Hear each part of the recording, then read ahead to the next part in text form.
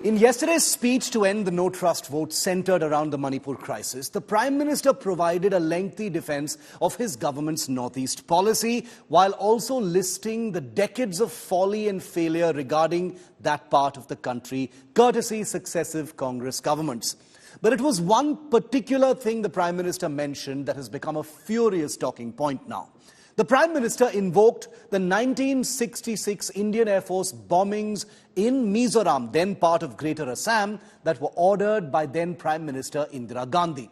Few people even know about that operation, but the Prime Minister did use it to support his claim that the Congress's policy on the Northeast has swung between extremes, either being inert and indifferent or deploying massive force as Indira Gandhi did in March 1966. First, let me tell you what happened in 1966. Indira Gandhi was just 6 weeks old as Prime Minister of India. She had taken over after the unexpected death of Lal Bahadur Shastri in Tashkent in January that year.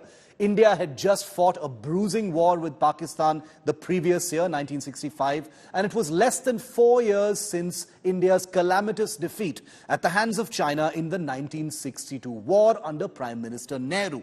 This was a country in crisis that wasn't just nursing a post-war economy, but was vulnerable to the continuing manipulations of both her foreign adversaries. It was in this scenario that a violent separatist insurgency by the Mizo National Front broke out, a rebellion fully funded and armed by then East Pakistan in 1966.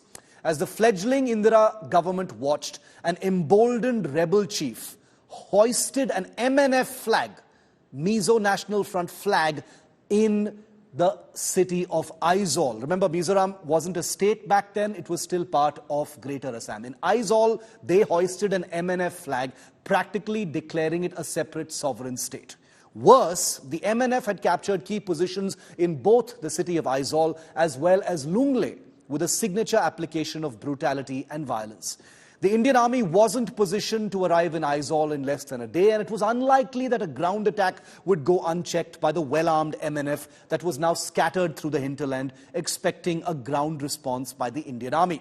It was in this scenario that Indira Gandhi took the controversial decision to scramble the Indian Air Force. A small number of even then vintage Tufani fighters and slightly more modern Hunter jets were deployed to conduct airstrikes on the MNF positions in Aizawl.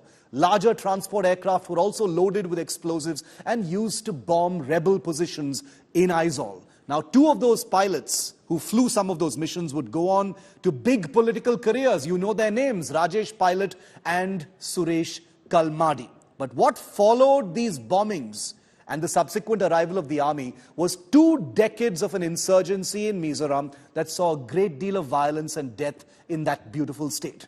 Peace would be achieved only 2 decades later with the Rajiv Gandhi Laldenga Accord of 1987. Now, the bombings of Mizoram were the first and the only time that Indian frontline air power has been used against its own citizens on our territory. The bombings are now seen through 2 prisms.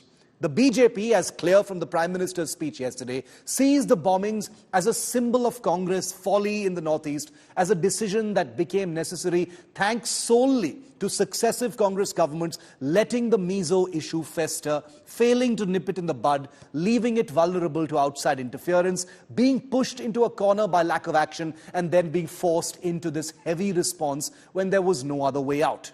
Mrs. Gandhi's handling of Bhindranwale later is used as a reference point to prove that her instincts in 1966 similarly failed her in the airspace over Mizoram. On the other hand, those who believe Indira Gandhi and the Congress have nothing to apologize about feel that this was decisive action. Indira Gandhi, after all, was less than 2 months old as Prime Minister when the insurgency exploded in her government's face.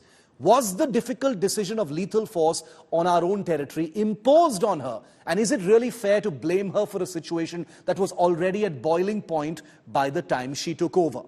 What I'm trying to say, viewer, is that it will always be easy to sit back and pass judgment on decisions to use military force. The more into detail one goes into the controversial deployment of the armed forces, the more clear it becomes that there are no blacks and whites, only shades of grey.